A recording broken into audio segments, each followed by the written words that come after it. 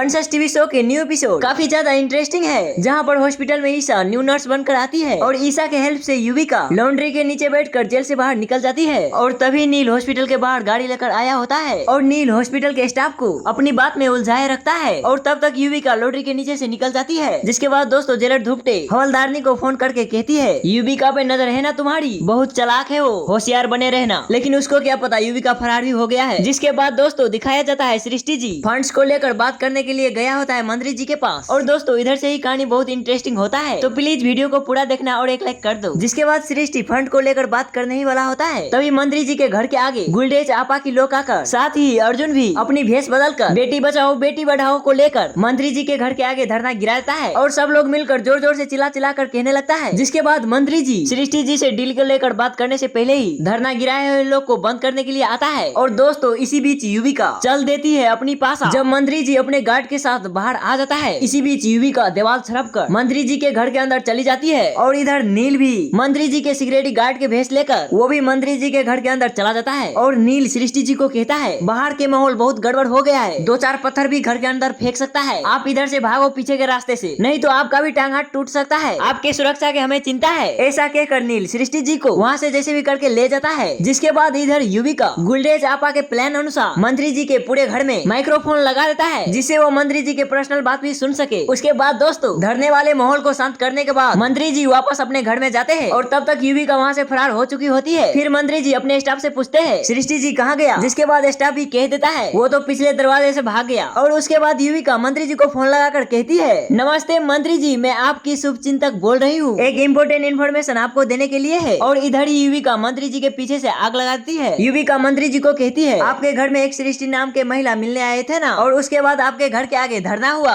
जिसके बाद मंत्री जी कहता है साफ साफ बताइए बात क्या है। फिर युविका भी कहती है अरे मंत्री जी वो धरना तो सिर्फ आपके ध्यान भटकाने के लिए था, आने वाले इलेक्शन में आपको बर्बाद कर देना चाहता है सृष्टि जी, इसीलिए तभी आपके घर में चारों तरफ माइक्रोफोन लगाकर गए हैं वो, ताकि आपके बातचीत रिकॉर्ड करके आपको जेल भेजवा सके। जिसके बाद मंत्री जी को लगता है 440 वोल्ट का झटका और युविका के प्लान होती है कामयाब। जिसके बाद मंत्री जी थाने में फोन कर कह देता है सृष्टि वर्मा जी के घर में कुछ इलीगल सामान है, इसीलिए आप जल्द से जल्द उसके घर में जाकर छापा मारिए। अब दोस्तों आपको पता ही है अब डीजे पूरी तरीके से बर्बाद होने वाला है। और दोस्तों इधर रोज भी युविका से माफी मांग लेता है और अब रोज भी करने लगेगी युविका की मदद। लेकिन दोस्तों अब बात तो ये हो गया, युविका भागते जाती है हॉस्पिटल, लेकिन सोती है गुलडेज आपा की गोद में। और अब दोस्तों गुलडेज आपा युविका को क्या डोज देगी मुझे भी पता नहीं।